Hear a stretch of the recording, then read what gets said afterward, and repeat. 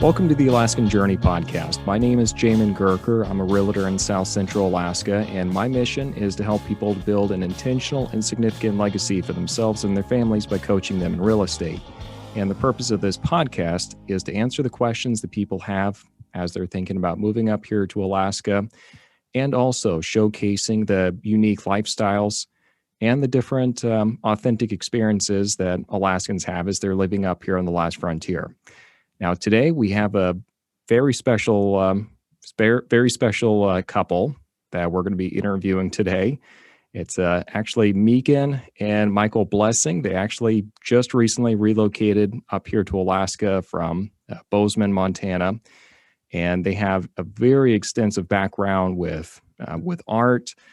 Meagan, certainly has quite a bit of experience with Montana and in Alaska. And her work has been shown in national exhibitions, including the Russell Exhibition and Sale Museum, the Russell Art in Action, Great Falls, Montana, Mount Oyster Club Art Show and Sale, Tucson, Arizona, our West Show and Sale, Great Falls, Montana, Cheyenne, Frontiers Days Western Art Show, Cheyenne, Wyoming, and America's Horse and Art Exhibitions, AQHA Museum, Amarillo, Texas. And Michael, and his work has been featured in various publications, including Western Art and Architecture, Big Sky Journal, Montana Quarterly, and Western Art Collector. And his paintings have won awards of excellence from both Western Art Collector and Southwest Art Magazines, the FASO Bold Brush Award, and several International Gallery Awards as well. So, guys, thanks. Welcome to the show. Thank you. Thanks for having us. I'm just going to start with this real quick. You both have very, very distinct and unique styles, and I really wish people could kind of see the paintings behind you guys, because they really do kind of symbolize, kind of your both unique styles. So, I guess let's go and start off just by talking about that. How did you guys develop such unique styles? Let's see. The neon striping that I use on my figures today was started some years ago after painting a couple of neon signs for an art show in Missoula, Montana. And let's see. I just had a fascination with neon signs. I grew up with them, really enjoy them. They always represent kind of a feel-good nostalgia for me. And I did these two, and a gallery in San Luis Obispo owner purchased the pieces, called me up a week later and said, I'd like to know if you have more of them. I said, these are the only two I've done. He said, well, I want 20 more because I want to represent you in my gallery in California. So I said, okay, great. So we struck a deal and I started painting these neon signs. And then I had one that was accepted to the C.M. Russell Museum as the first auction. I was invited to be in there. And that March in 2014, it set a record at the auction, and everybody was all excited. We were ecstatic. And then all of a sudden I got calls to be doing neon signs everywhere. And for almost 3 years, that's all I painted was neon signs, particularly the Western genre. And one day out in the back porch in Bozeman, one summer afternoon, I said, hey, Meagan, I got this great idea. Because I was a figure painter prior to that. And I said, I'm just itching to paint some people again. I'm going to put neon on people. She thought I was nuts. And she said, I don't know. I wouldn't advise doing that. I'm thinking, where's the market for that? Yeah, like my business mind is kicking in and I'm like, I don't know. Because that's the other part of it. I mean, you're an artist, but then you also have to be a business person at the same time. So that's got to be a hard yin and yang to balance. The balance. It is a balance, yes. So I said, no, I see it. It's going to be great. So I painted the first piece. And it went to a gallery in Montana, and then they got me hooked up with a publisher to print them because they just thought it was great. So I launched this new Neon West series of paintings with old Western figures, either from the movies or historic people.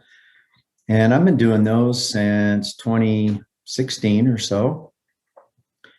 And I have always thought, sitting at the easel, what it would be like to actually put neon light on some of these paintings. Well, I finally just decided I'm going to do it. And 2 years ago, started working on my first piece with neon. It was with actual neon, made them, took it to Great Falls that next year, and it was a huge hit. People just went crazy over it. So we thought, wow, we got something here. And since then, I've been doing some more of those. They're quite costly to make, so I don't make very many. They take a lot of time to make. So between time and expense, they're limited in what I'm going to be making. But I have a solo show coming up in Montana, in Bozeman at Montana Trails Gallery, and they will feature 2 neon pieces that I'll have there. And I use LED neon lighting now because I can assemble them myself, and I don't have to have a glass bender make the glass for me. Anyway, yeah. Yeah, well, that's actually a good point there. So I guess what makes it that much more expensive? Because I mean, talk to me like I'm 5 here. So, Okay. I mean, what makes the neon, more expensive and makes it more time consuming? Well, the process itself is I come up with a design that I want to paint. And then once the painting is put together, there's a need for an EPS vector file that needs to outline the tubes where they need to go and the size they are.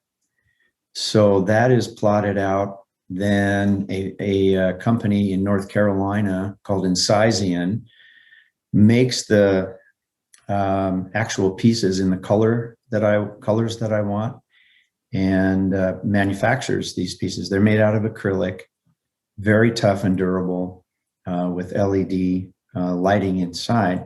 And I chose this company after doing a bunch of research because the actual neon glass lighting was challenging in terms of shipping because it's fragile, it's glass, and other issues there.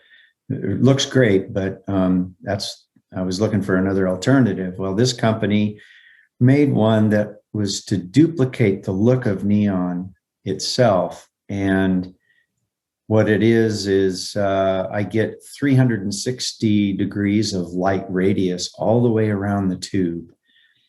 And I should have brought some of those out. I could plug some in for you. Anyway, I have these little samples of colors that I use while I'm painting. So this stuff is manufactured. It takes about 6 to 8 weeks once a design is sent to them before I get it back. And I paint on a different substrate than I ever have painted on before. And it's a aluminum substrate, which is rigid, where I can attach the lighting effects to it, to the painting itself, and they remain in place. So that is quite a bit more time consuming in preparing the substrate to accept paint, oil paint. And then a special frame is made in order to attach the substrate to. And then the assembly part, once I get all the pieces together after the painting is finalized. And so there's assembly there as well. So the expense of having the neon manufactured varies on how much neon light I have put in, will be putting on the piece itself. So that can vary, but it's more expensive to manufacture than actually having neon glass bent and to the shapes that I would want. So anyway, that's an added expense. So probably don't expect a neon mural anytime soon then. Not anytime soon, but I would love to do be open for public work, doing some public work. I've thought about how to construct the pieces that I envision that could be public pieces. So that's something I've thought about. And they could be any size, really. The neon, this company invented it, and they actually invented it for outdoor use for neon signs, so that because it tends to last longer than the glass. It's just more durable. People will throw rocks or something will hit the glass, and then the glass has to be replaced. So it's actually a great application for outdoor use. And one of the things that we noticed when we came up here is all the amazing, beautiful, lighted public works pieces that Anchorage has. And so that just got us really excited, because Michael he's always full of ideas. Like, he's just the idea guy, and he has already come up with some really cool ideas for just different applications. So we'll see where that goes. Yeah. Outstanding. Well, Meagan, let's go and talk about your style a little bit. Tell me how that evolved. My style, I started painting, animals. I love to paint animals. That's my thing. Michael does the people, I do the animals. And I painted horses for quite a while. That was my specialty, because I grew up with horses, trained them, rode them, love them, know the anatomy really well. But the horse, again, when we talk about businesses, the horses are a little bit of a limited market. And so I got into doing some wildlife. And as I have continued to paint, my style is getting more abstracted. So I like to do a very realistic, believable animal. And then I like to abstract the background. So there's a little bit of fantasy, a little bit of mystery in my paintings, but they have a modern application, but they fit really well in a traditional style, a traditional home or whatever. So I enjoy doing them. I like painting large. I prefer to paint large if I can. I like to paint the larger animals, and they just have a lot of presence. And I usually will focus on portraits. I like faces. I like eyes. And so those are the features, the facial features of the animal that I bring out, so that there's a connection when the viewer sees it.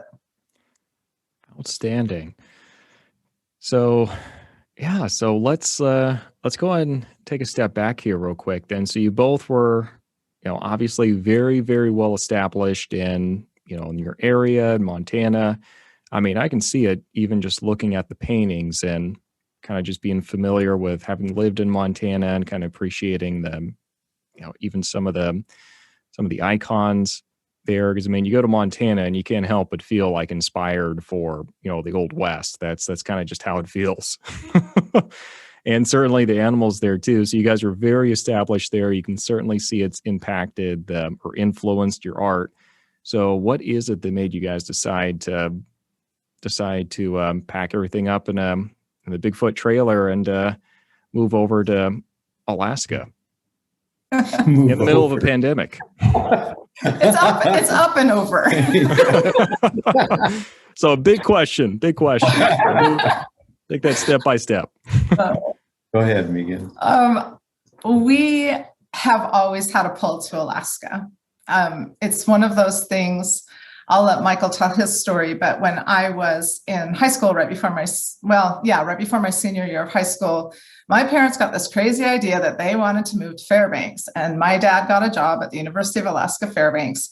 And right before my senior year, took the family and went, okay, we're moving to Alaska. And so I graduated from West Valley in Fairbanks years and years and years and years ago. And then actually ended up going to college in Montana. So that's how the Montana connection got started. So, and never came back, never came back up. I came to visit my parents once. They stayed for a while and then actually moved to Bozeman. But I never forgot that. It was just, I loved it. I loved the North. The dark did not bother me. I love snow. I love cold. I'm not a warm weather person, really. I do not tan, I burn. So I would prefer not to be in the sun too much. And so I always wanted to come up here. And we have been, and then Michael has been up here a couple times. You can tell how your Alaska parts Okay. when you were up here. Yeah, right. The stories. In 1982, I hitchhiked up here from Bozeman. I had started going to the Montana State University in 78 and was still in Bozeman finishing up, and decided, hey, I just want to go to Alaska. So a friend of mine and we hitchhiked and came up. It took a month for this whole trip, and it was fantastic, just absolutely amazing. The whole trip was, but Alaska was the goal. And so we came and experienced that as two hitchhikers and made it back. And then I had a family reunion. My sister's husband, my brother-in-law, was in the Air Force, lived in Palmer at the time. That was in 2004, and came up here for a couple of weeks in the summer, and just was blown away by the places that my sister and brother-in-law took us to Whittier Bay and Seward and down along the Kenai and all that. And so, and then being in Palmer was just like, oh my gosh, it's such a beautiful place. So anyway, it's been on our hearts to come here and visit. That's kind of what we were thinking. And then we got this idea. Yeah, we kind of got a divine download. Our kids are grown, and we had talked about coming up here. I actually worked in Palmer for 2 different summers at a camp outside of Palmer with horses. So I had a little bit of so we kind of were drawn to Palmer. We just got this last year, this divine download. Like, if you're not getting any younger, if you want to do something, why don't you just sell everything you own and go to Alaska? Like, why not? And so we thought about it. We were like, well, it seems kind of crazy. I mean, it's actually quite difficult to pick up your life. We had a business, we had, still family in Montana and all of that. But we decided to kind of test the waters, like just, throw a couple things out there. And so we did that. And what we found is that the ball just started rolling. And once it started rolling, it was more and more confirmation that, this is a great idea. Why not? Let's go do that. So it was really kind of fun because we were listing everything we owned on Craigslist. And every time something would sell, somebody would show up, and they had an Alaska hat on. They had an Alaska t-shirt on. They work in Alaska for the summer, but they couldn't go last year because, last year was kind of lockdown. And then they, all this time, it was constant all summer long. And so as it continued on, we were just like, man, this is the right thing to do. Like, we just knew this was the right thing to do. So we came up here, we downsized our business into the back of our truck. We have a full-sized truck with a cover on it. And we downsized our home into a 25-foot Bigfoot trailer. And we came up here with everything we owned. So. Yeah, and that's a lot of commitment to the vision at that point too, because I've kind of done that process myself, and that's something I think a lot of people have to consider if they're thinking about coming up here. Is either you're going to spend a lot of money or you're going to downsize, get up here that way. Yeah. But that certainly does take a lot of commitment, though. So tell me, what was y'all's experience like getting up here then? Because I mean, you were coming up here, what was it, about 4 or 5 months ago? Mm-hmm. Yeah, November. Right around the November time frame. Yeah. What was your experience driving up here then? I mean, luckily you're in Montana already, so I mean, for most people, half the trip's already done. Right. Well, we were used to driving on snowy roads, having grown up in those climes, in Montana and all that. And so that was no problem. We did do some research in terms of the trailer that we wanted to pull in order to make it through a winter here. And we did our research, and the Bigfoot was the one that just seemed to make the most sense. And boy, has it performed. Oh my gosh, for all all the snow and temperatures or whatever that we've incurred since November, it's just went through its paces and did it very well. It pulls well too. And it pulls well too. It's a little wider than a regular trailer, and it just, you didn't ever feel like you were pulling anything. We were on snowy roads from, where's the Alaska sign at? Where is that? Dawson City. Dawson City, all the way to here. We're on snow the whole time. And it never slipped, slid, or whatever. We had really good tires on the truck, but boy, that trailer just pulled really, really well. So the border crossing was good. We showed up there in just above Great Falls, and they said, okay, you're checked off. And we went through and said I had 5 days. So we drove, pretty much 4.5 days. Yeah, we had a time limit, and we were quarantining in the trailer as well. So what we did as far as the driving up is we had to fill the trailer with water because we were quarantining. So got it. Okay. So it's November and it's freezing. And so we were looking for a weather bubble as to when to leave. And so we found one that looked pretty good. Like we were like, okay, this is more, because it actually had a cold snap right before. And we were looking at these negative 20 plus temperatures. And we thought, this isn't going to work. So we caught it on the warm, relatively speaking, warm. And we did not put any water in the hot water heater on the trailer, because as you're driving, that hits the air and it will freeze unless you stop and warm it up every 6 hours or so. So we didn't do that, but we did put water in the trailer. So there was always this nagging, like, are we going to freeze up? Every time we stop, we're checking it. And we did get to a point in Watson Lake, I think it got really cold. And the Bigfoot is rated down to -4 before it freezes. And sure enough, when it hit -4, that pump slushed. It wasn't frozen solid, but it slushed. And we were like, oh no. So we said, okay, I have done a lot of we both have done a lot of sort of homesteady stuff. So we're pretty good at mitigating things.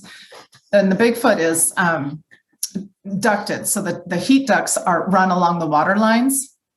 It's one of the differences of that trailer versus a different kind of trailer. So I said, okay, we're going to open up everything so that the pump is open to the inside the trailer. And then Michael turned on the heater, and we're like, we're just going to have to run it. We're going to have to run the furnace while we drive. That's the only way we're not going to freeze. And so we did that, and we thought, we'll just check it. And it did not blow out. It did it. I don't know if that's recommended, but that was our only option at that point.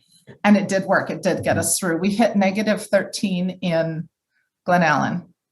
And so we kept driving until we found, I think, 1 degree to pull off the road that night, because it wouldn't have done in -13. We did spend a night in -8. And when we opened up everything and ran the furnace solid, we didn't freeze. Man, that gets intense out there. Try to explain to people, I mean, the Alaskan, it's beautiful and all that, but it's a big, long road, and there's not a whole lot going on along that entire stretch.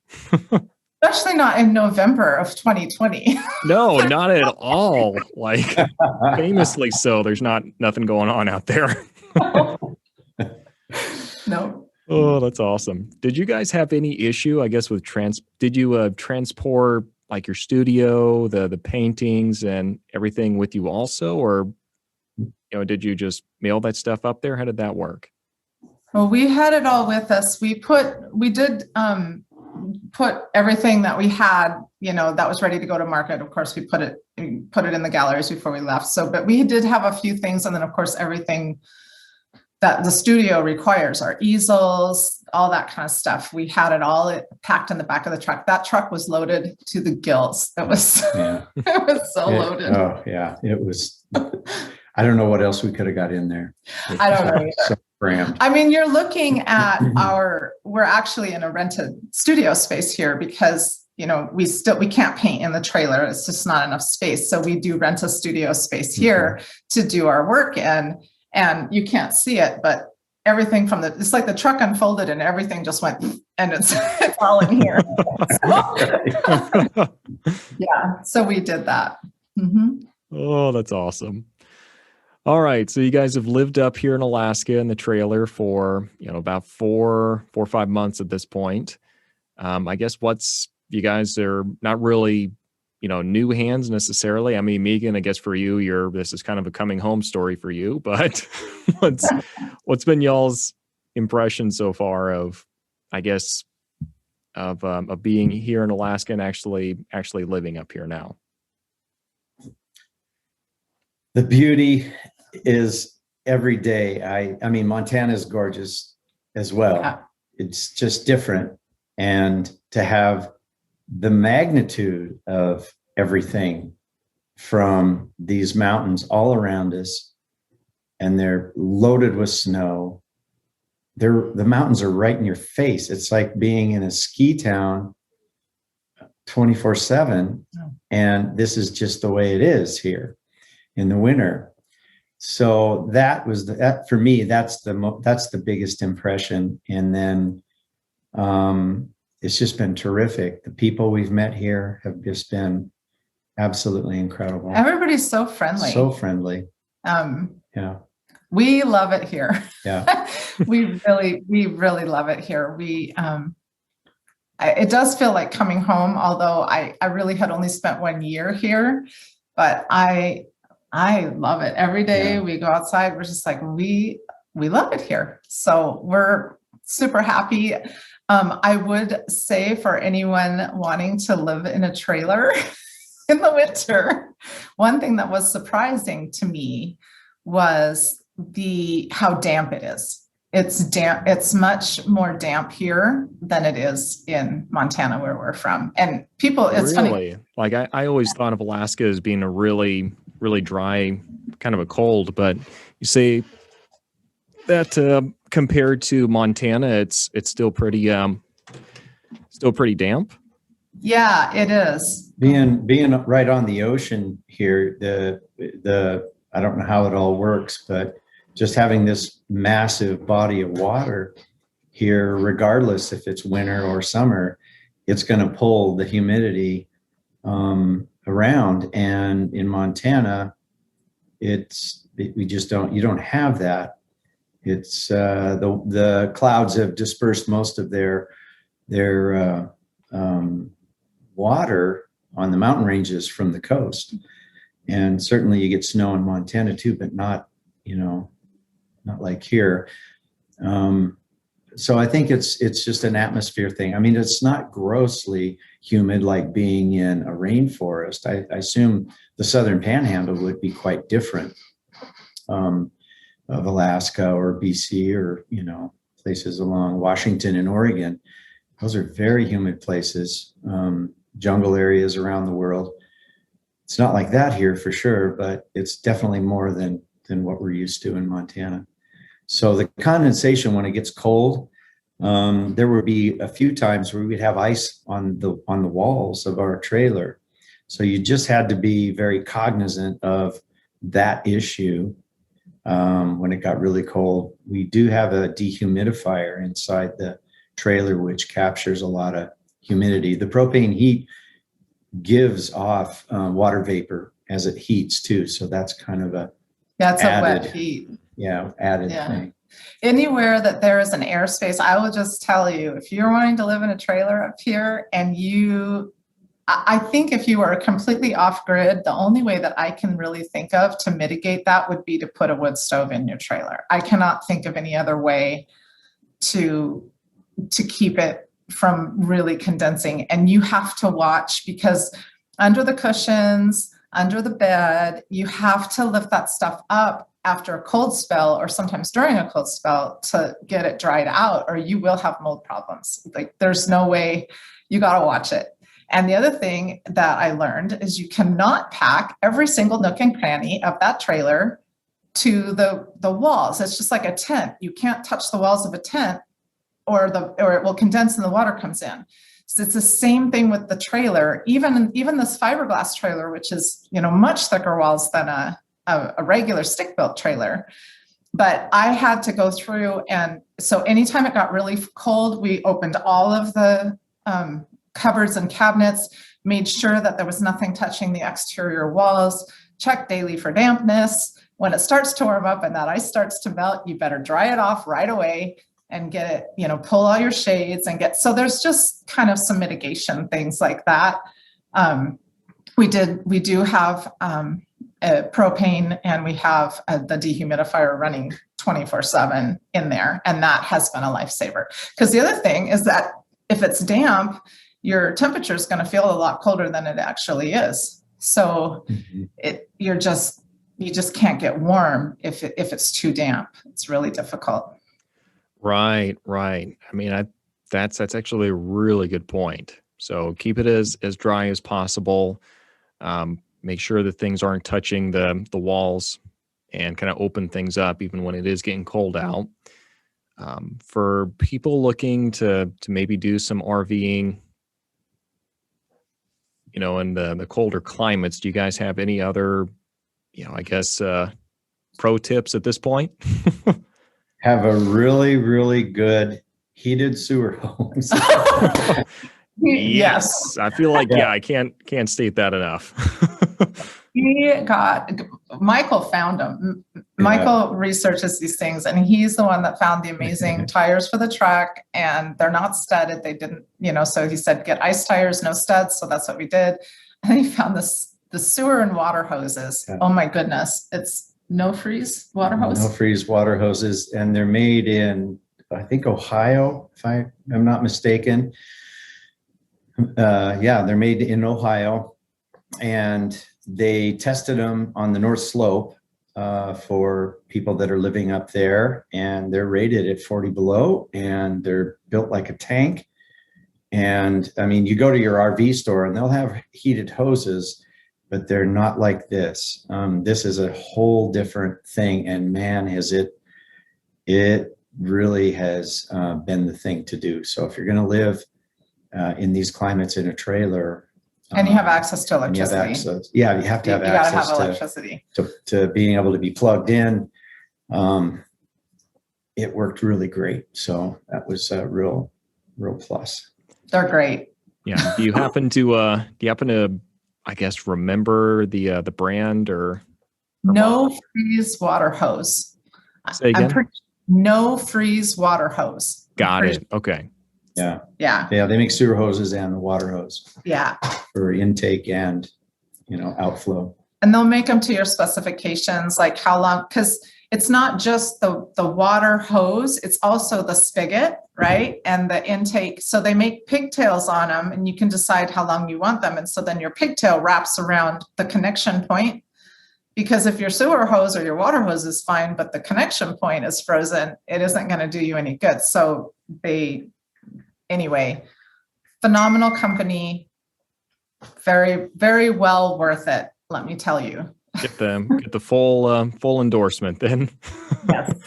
Yes, absolutely. Outstanding. Oh, good deal. That's what it is. No freeze water hose. Freeze water hose. Yes, that's what you want. Yep. And they just are great. They're pricey, but wow, it's worth it. They're guaranteed for up to 10 years too. I mean, for a trailer, that's pretty much for like eternity. So yeah. Well, I guess that's the other question. Like, I'm really I know my parents did the RVing thing for a couple of years, and their trailer seems to be staying together just fine. But I guess how long do most trailers last if you're getting a moderate amount of use out of them every year? I don't know. I personally don't have a whole lot of experience with other types of trailers. This one, we had one other one prior, and it was a stick-built one, your average trailer. It wasn't rated for winter time, but after doing the research, to do the winter kind of thing, this was the Yeah. choice that we made. It is hard on, I think regardless of any kind of trailer that you're using, it's hard on trailers to It be is. in the cold and be used. It's just, so you really, and every trailer is different. We did have a stick-built one before. Those seams can expand and contract with the freezing, and so that can be an issue. Driving this one up here, we were really careful, but there's, I mean, you know, if you've driven the Alaskan, you got 300 miles of frost heaves to go through. And so we were going slow anyway, because it's winter and there's animals and all of that. But even so, when we got here, I was just kind of cleaning up, and I looked on the floor and I saw a head from a screw, and then I saw another one, and I'm like, what? So I look, and of all of our windows, 3 screw heads sheared off just from the shimmying. So we'll need to drill those out. We had some hinges pop loose, and we were probably doing maybe 30, 35 miles an hour over those frost heaves, but fully loaded. I mean, we had a fully loaded trailer, we had a fully loaded truck, and it was probably too fast for that. So there's some little repairs and things that we need to do. And then just living in the cold like that is difficult on it. The Bigfoots are built like a house. So you have cabinetry like a house. It's not staples and glue. It's actually joined wood and really solid stuff. And that has been wonderful, because when you're opening and closing kitchen drawers all the time and opening and closing everything, you know, the bathroom door has a piano hinge on it. It doesn't have regular hinges. So they're built a lot better. So I would expect this trailer, honestly, to last for a lifetime. There will be some repairs that we would need to do, you know, just like anything. But if we had our older trailer, first of all, it would be very difficult. And secondly, I think it would probably be Mike's laughing. We'd be lucky if we'd showed up with a door and a window over that road. Yeah.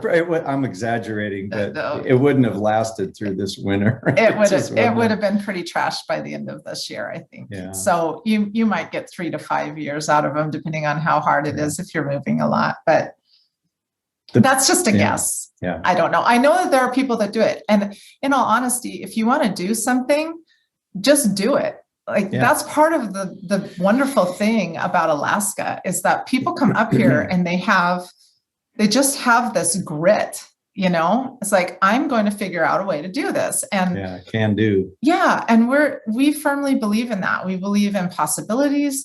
We believe in the human spirit. And we love that. I love to see how different people are living their dream the way that they want to, you know, with just this, hey, we're going to run into problems. That's the way life is. We'll figure it out. That's part of the creativity of being an adventurous soul, right? Yeah, I mean, that really is the spirit of the frontier up here.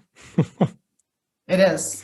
Yeah. And that honestly does not surprise me at all that you guys came from, you know, Montana, where you kind of especially see it in, you know, Ozark, kind of the glorification of the frontier and the Wild West, that you guys would end up here on the last frontier. That really doesn't surprise me.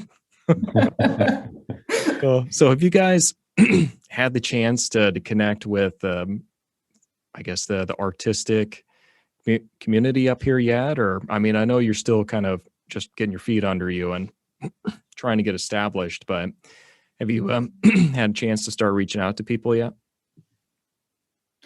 We have a little bit. Quite honestly, we've been working pretty hard since about January till now, and we will be till we leave to go back to Montana in mid-May. We're going to take 2 months and do business down there and then come back late July, August.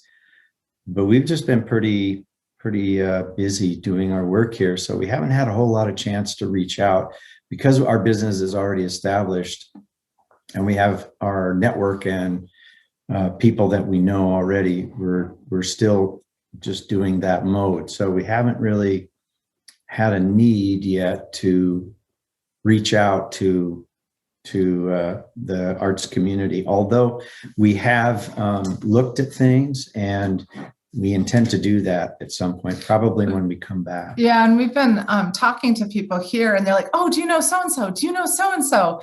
And we're like, No, it's really interesting how regional art is. You know, people in Montana, well, and we worked with the Montana Arts Council for several years. We've been part of some pilot programs for rural economic development in Montana, and we're hoping to be able to offer that in Alaska here. We're looking at doing that for artists who want to start their business, because that program actually is what launched it gave us the tools so that when our work started to take off with that auction and some other things that we were doing, we had all the tools in place to actually present professionally and, you know, have galleries take us seriously and all of that kind of thing. So we love to do that. We taught that program for 5 years in Montana and worked with the Arts Council there. And so we are trying to just come here and honor the culture that's here in Alaska, because it's different. It's not the same as Montana. This is a different place, and the art is different, and the people are different. And so, you know, we don't want to come up here and be like, you know, oh, here we are, and this is what we do. We're going to fix this place right up.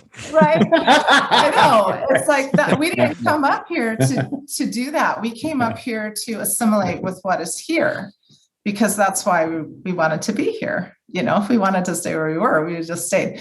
So we are looking forward to doing that. And we've been able to, like I said, drive around a little bit and see some of the public art installations. There's been some cool stuff that we've seen at various places in Anchorage. So we would like to be more involved with the arts community here, and we are looking forward to doing that in the future. Oh, outstanding. So what you were saying before about, you know, trying to prepare those, you know, up and coming artists, how do you go about, you know, what are the main things you're teaching them nowadays? Has it changed, you know, any in the past 20, 30 years, or, you know, what's the, you know, how do you go about training someone these days? Yes, it has changed. And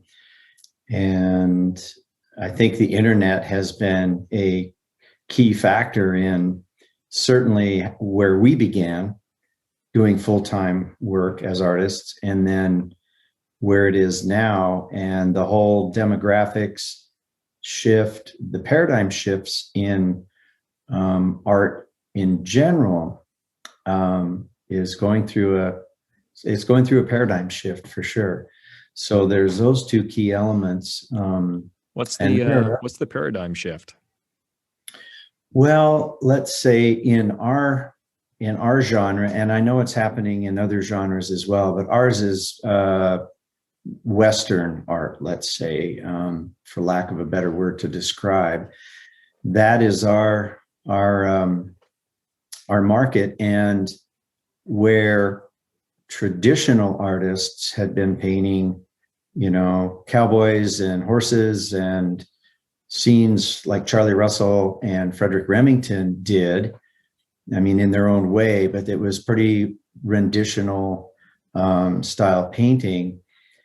A lot of those people are aging to the point where they're not buying any more art. The collectors aren't buying art, and they're also passing on, and they're handing their collections, which some of them are very quite valuable now. They're handing them off to their kids, and their kids don't. It's like, we don't like this stuff. You know, we appreciate it probably on some level. And some of the younger crowd does, but they're plugged in to, you know, our world, our fast-paced world. So, and their phones and whatever.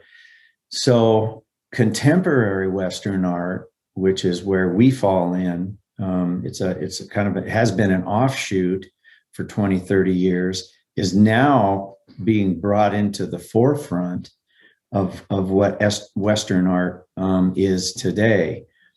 And the renditional stuff will always be there. It's continuing. There are people that are doing it still, but it is shifting. So the styles, and when you open this contemporary aspect to Western art, I mean, we're seeing all kinds of stuff. So, and people are liking it. They're the younger demographics, anywhere from people that are 25 to 55 even, they're really, really liking the new stuff. So there's a shift that way. And I think it's really, it's a good thing in that it opens a lot of doors. So what I'm seeing, and even like both Michael's art and my art are they're fusion arts. Like, so I paint renditional animals with very realistic eyes and faces, but then I have this abstracted modern background, and Michael paints, his figures, they're renditional. You can, it's not abstract, but yet he's got these bright colors and neon tubes. And it's really interesting. Almost what he's doing now. I love his work now because the faces almost look like, mosaic. Yeah, it's like mosaics, or almost like there's a comic book kind of the way he does the brush strokes and stuff. It's just really cool. So as in a way, it allows for people to bring more creativity because the rules, the bumpers have widened. Like, you don't have to fit within this little thing in order to be accepted. You can mix and match. You can let your creativity flow and have your expression of what you're trying to say. People will look at it and they'll see it and they'll go, oh, this is really different. I've never seen this before. And right now, people love different. So for a creative person, that's actually, we can raise a hallelujah for that. We don't have to conform. We can be different, I'm sure that's pretty relieving. How is the business side of it shifted in previous years? We kind of mentioned the internet being a big player.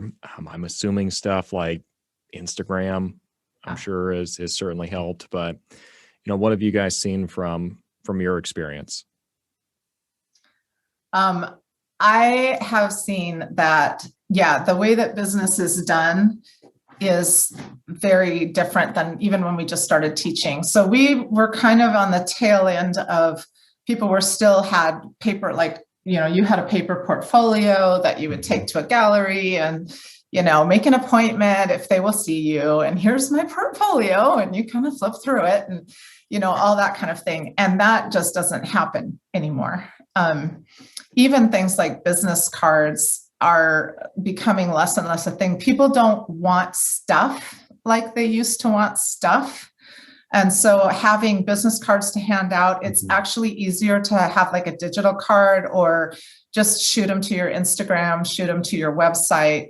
How to drive traffic. We try to emphasize to people, because a lot of artists that when we started teaching them, they have no tech savvy at all. They make what they make and they're waiting to be discovered. And in this day and age, the likelihood of that happening is very, very low. But the good news is that there's no gatekeepers to tell you can't be discovered. You can get on social media, you can put a website up, and you can learn how to drive traffic to that website.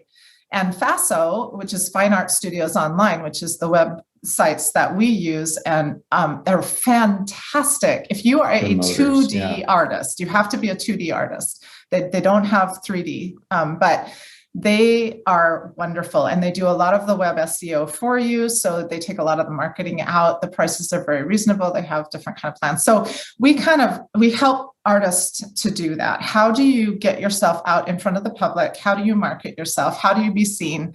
So everything from social media hashtags to,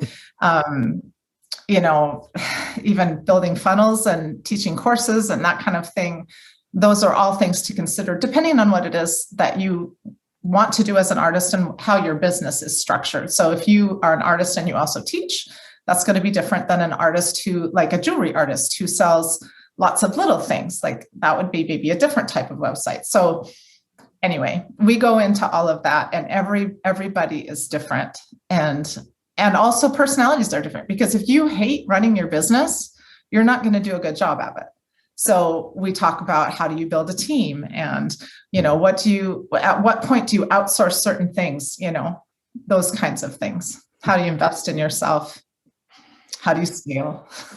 That stuff. Yeah, exactly. That to me is huge, because I'm not a real art history buff, but it seems I've known of a couple artists where they really just loved the craft. and they hated the business. So being able to kind of be able to navigate that in a fairly straightforward way, I think is probably enormously helpful if you're looking at jumping into it. Yeah. And you're right. Artists are artists because they love creating, and business tends to bend their head, but it doesn't have to. So the way that we teach it, and it's a special course that was written by a brilliant friend of ours. And the way that we teach it is, instead of approaching it from business, like business will say, okay, here's how to run a business. Now come up with an idea. Artists already have the product, like they already have the idea. How do you build a business around a really great idea in a way that doesn't like make you want to shoot yourself to run it, right? So that's kind of what we try to teach. Yeah. Right. Outstanding. So you guys are founding the Rising Lights Creative. Can you talk a little bit about your vision there and where you guys plan on taking that? Yeah. So that business is an offshoot of what we do, and it is taking the idea of everyone is creative in some way. We all have creativity woven into our DNA because creativity is constructive in nature. So I don't care if you're building bridges, or if you're building sculptures, or if you're making paintings, or if you love to dance. You are creative. And we have been at art shows, I can't tell you how many times, and people come up and they're like, oh, I just love your work. And I wish I was creative like you, but I'm just not. And I think so not true. So not true. True story. Yeah. I started painting on a dare 19 years ago now. I started painting on a dare. I was the person that said, I can never draw a stick figure. I don't do that. I don't do that. And I started painting on a dare. And Michael's story is equally interesting. You want to give the quick and dirty? Different. We actually started painting the same year. I was owning and operating a recording studio, had for 13 years, and I'd been a professional record producer, music engineer, musician primarily, that started all that for about 25, 30 years. And I had a cancellation from an artist who decided to work with a producer in Nashville. So I had a 2-month block of time in 2002 to just do whatever I wanted, I guess, clean up the studio or fix things. But I also started drawing, and one thing led to another. And within 6 months, I had sold the studio. It got a hold of me so hard, just like by the lapels, and said, you got to do this. So I said, okay, we're going to do this. And I sold the studio, started painting and drawing like as much as I possibly could. And then one thing led to another, and I started showing in 2004 in galleries. And by 2006, I was doing commissioned work for portraits and whatever else. And so it just kind of, snowballed after that. And so the point being with Rising Lights Creative, back to your question, we wanted to give you the backstory, is that everyone is creative. Yeah. And what we want to do with that is to give people the tools, because what you bring matters. We have seen artists, I don't know how many artists have come through our cohorts now. It's got to be 50 or 50 maybe or even 60. Actually, no, it's more than that because we did 2 cohorts, but 50, 60 at least. Something people. And each of them are different, and each of them have something really, you affect the world around you by what you do and also by what you do not do. And so if you are not operating in the gifts that you are given, first of all, it's easy to be frustrated, to think, oh man, I wish my life, something's missing, or I'm bored or something, But once we find that passion, you're training for a run, you're doing running, and I'm assuming you love to be outdoors, and I'm assuming that Alaska, people love to be outdoors, and so there's something in that feeds your soul. And that is true for everybody. Everybody has that thing that feeds their soul. And Rising Lights Creative is about showing people, helping them discover, first of all, believe that they have that thing. Secondly, how do you activate that thing? What does it look like in your life? It doesn't have to look like, quitting your job and only doing that thing, but it does mean that there is more joy to be found in your life if you are operating in your intended purpose and destiny. And where does creativity fit into that? And how does it affect the world around you? That's kind of the premise of what this business is. Man, that's fascinating. So is it, I guess, teaching artistic techniques? Is it about kind of coaching and guiding people along and kind of finding those inner, creative drives that they have, and then just teaching them where to channel that? Yeah, it is in process. It's new. So this business is being developed and probably been around for about a year as we continue to develop it. And so there will be some courses that will be coming online that people can take, just depending on what stage they feel like they're in that. And then the vision for Rising Lights is honestly to help people rise. So we're hoping to bring in other creatives, other people who have been successful in their field, business people, gallery owners, even, performing artists, because like Michael said, he was a musician. I actually went to school for music as well. So we met through music, and then we made an art business. So of course. Yeah, of course. But performing arts, culinary artists, we have friends that are luthiers and make beautiful instruments. So that's kind of, we want to be able to pull a lot of different people in and basically kind of make it a hub for people to get inspired and to find purpose in it and go, oh, wait, here's a piece that will work for me. And as we're hoping to launch the entrepreneurship program for Alaska this coming fall. And that will be also a piece of Rising Lights for any artists or artists in any different disciplines that are wanting to actually do this as a business, as a full-time, then that's how that would be run. Outstanding. Well, sounds like you guys, you never go halfway.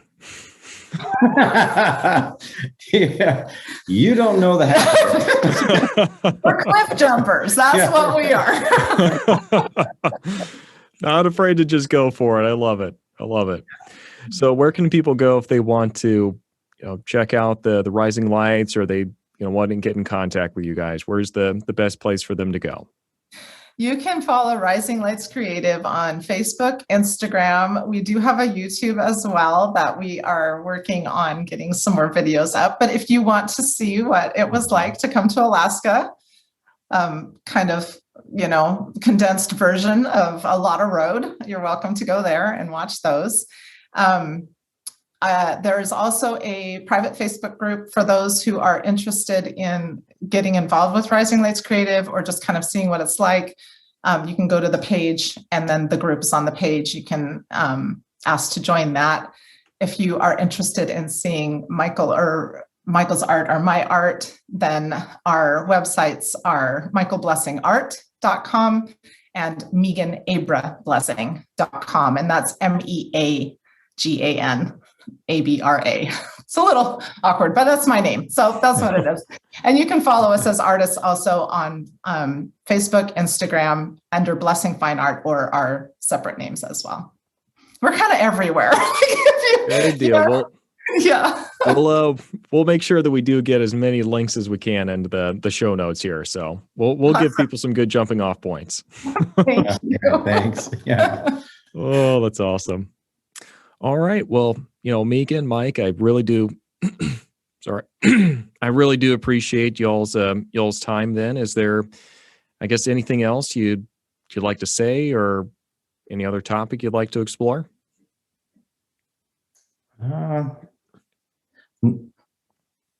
I would love to paint the landscapes here, and I just may do that. Yeah. You're gonna have plenty of opportunities. I mean, I was about to say, I'm really curious to see how the surroundings here starts impacting and starts influencing y'all's art. Is that something you're starting to see already, or are you still, kind of have your set style and kind of staying with that for a little bit? My plate's pretty full at the moment, so I'll meet my obligations, but whenever I can get a chance to peel that door open, I would welcome that. I'm just taken by what I see here, and I'd like to do that. So we'll see what happens. Yeah, every place that you go is different. Every market is different. Every just the style is different, and so there's no way that we can as artists come up here and not change. Oh yeah. There's just no way, because your landscape and it informs what you create. So I would absolutely expect that over time there will be a shift in our work, because that's just how it works, and we're excited about it. Like, I kind of want to paint a polar bear. I think I might do that. Just go find a polar bear or get one that's willing to sit in That's studio right. for a little bit. If anybody has a pet polar bear, let me know. Oh, that's awesome. All right. Well, it was a pleasure talking, guys. And like I said, we'll make sure we get the links down in the show notes. And for those of you who are still listening, thank you. And we look forward to talking in a future episode. If you are looking at moving up here to Alaska, certainly do check out my YouTube channel at Alaska Realtor. And I do answer the questions a lot of folks have about moving up here. So make sure you check that out. And other than that, thank you for listening, and see you next time. Thanks for having us. Thank you. Thank you. Bye.